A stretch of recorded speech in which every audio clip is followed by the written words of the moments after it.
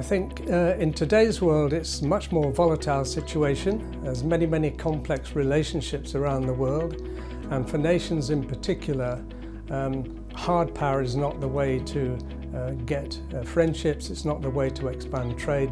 Diplomacy is better, soft power is better.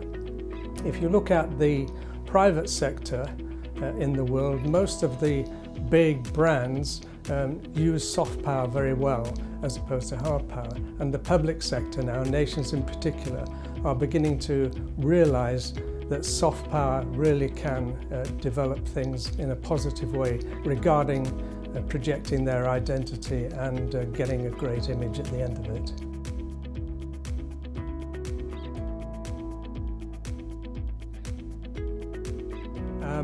In terms of nations that I think have done quite well, obviously some of the ones in the rankings that Brand Finance has produced in the latest study are there for you all to see in terms of the top few.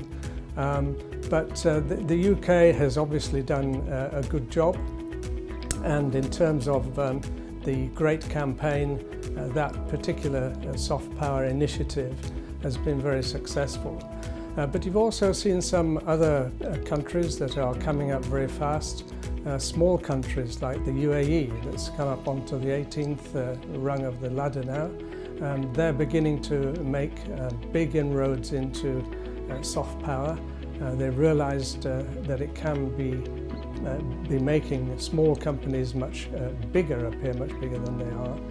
And others like South Korea have used it predominantly to change their image over the last 10 to 15 years.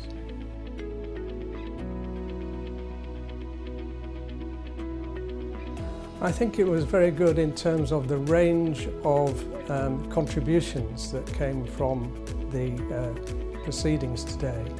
There were many questions asked from many directions, and fortunately the presenters were from many different places as well and were able to answer those questions. So it showed to me that soft power is not a simple kind of area to talk about. It is very wide-ranging in its capabilities and its nature, and I thought that was one of the best parts of the contributions today. The other part, of course, was looking at the depth of data and the knowledge and so on that this provided, and it really is a contribution to knowledge which has been unrivaled in the world so far.